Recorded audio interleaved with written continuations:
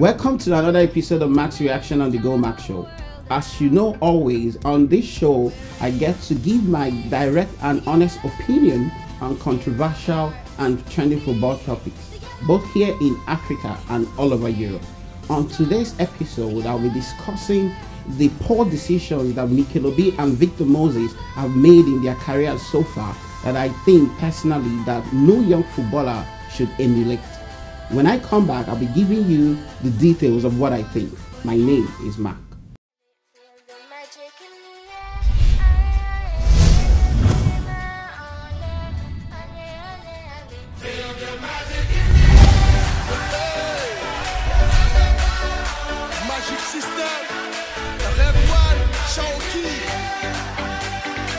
Talking about Mikel and Victor Moses, the poor decisions they've made in their careers so far. First, I would like to speak about Victor Moses because currently he's going through a very terrible moment at Chelsea.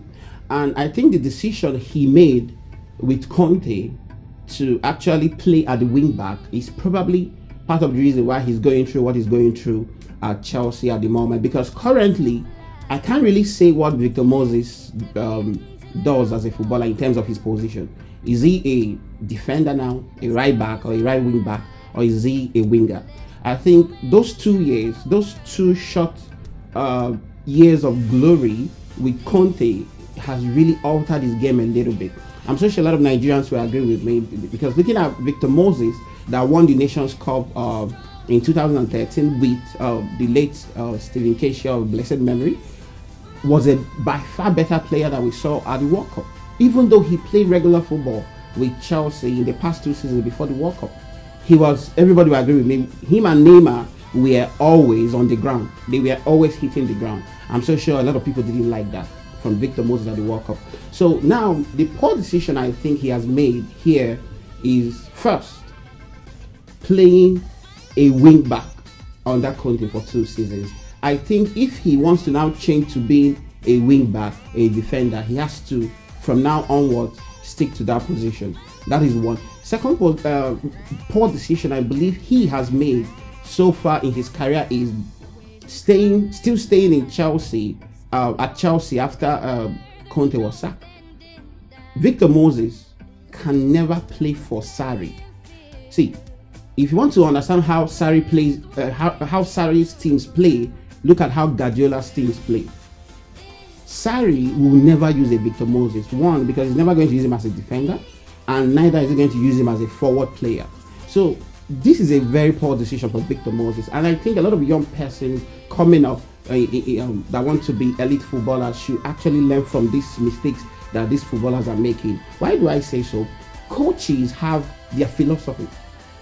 Every coach have what they believe in and how they believe football should be played, and they usually go after players that they believe that can execute their style of football.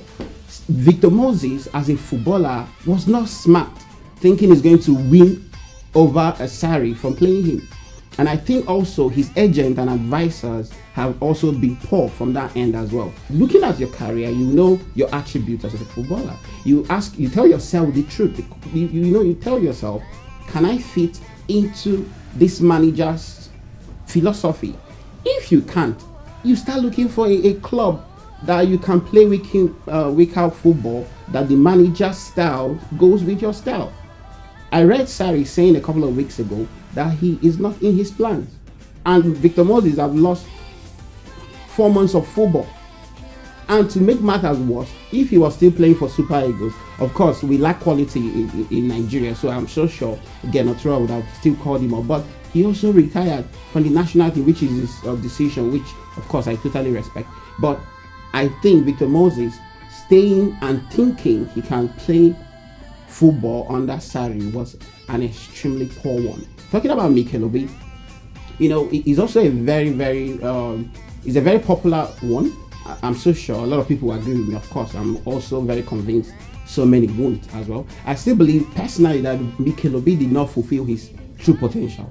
This is what I think. What do I mean? If you look at World Youth Championship in 2005 in Canada, Nigeria did very well in that tournament. That was the tournament that produced Mikel and Tai Taiwo. and of course the for me the best player in the world in the person of Lionel Messi.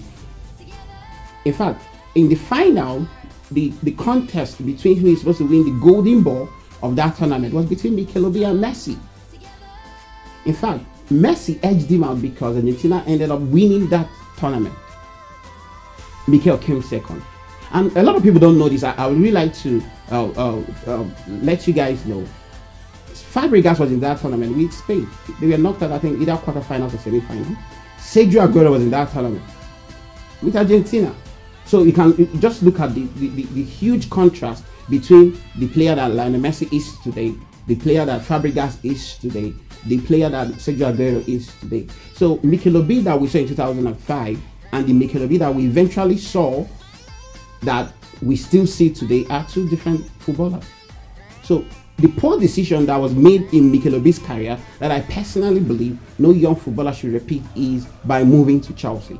Imagine Mikel, just take a moment.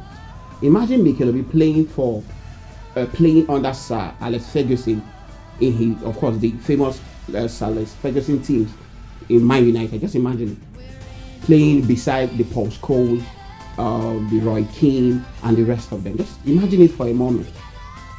Of course, Cristiano Ronaldo, an attacking team, front foot football, attacking football. Imagine Mikel with his talent that we saw in 2005 playing for Sir Alex Ferguson, who embodies attacking football. Imagine it for a moment. But he chose going to Chelsea to play for Mourinho, who I believe no Nigerian should forgive because he destroyed Mikel's true potential. You know, some people will argue Mikel eventually, of course, he eventually won trophies, he made name, of course, he fulfilled his career as a footballer that he has always wanted to fulfill. Now, I want to ask you this very important question. When we mention the name JJ Okocha and mention the name Mikel, which one do you think rings a bell in Nigerian football, African football, world football? Of course, JJ Okocha. You know why? JJ never won the Champions League, he never even won the league. But he played from Germany, Frankfurt, I think Frankfurt to France, where he played for PSG, to Bolton in England. I think he played the twilight of his football in England, of course, for Bolton. But even as much as JJ didn't win the many trophies that Mikel has won, but he's still regarded as one of the greatest footballers to come out of Nigeria, if arguably, if not the greatest footballers to have come out of this country and, of course, the continent. Why? Because JJ played in teams that truly appreciated what his talents were all about and gave him the platform to express it. Another example that I'm so sure that is very, very convincing with my argument is the issue of looking at what Alex Iwobi is currently doing under Unai Emery.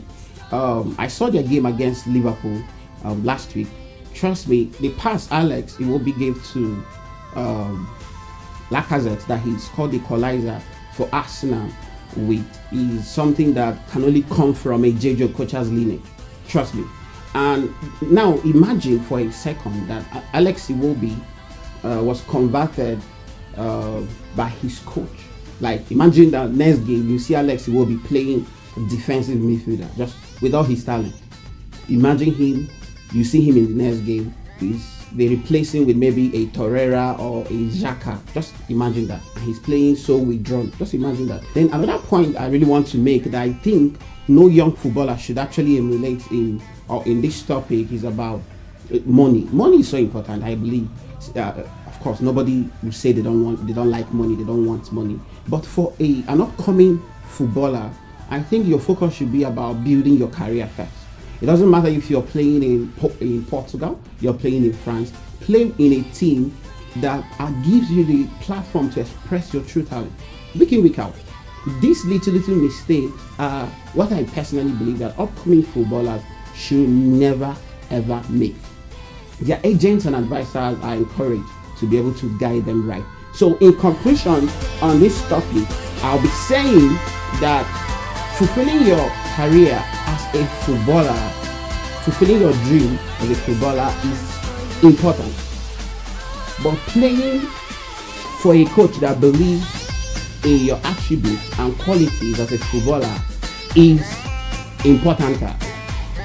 And playing week in, week out football For a coach that believes in your ability is even one important test. Okay guys, that will be it on today's episode of Max Reaction on the GoalMac Show.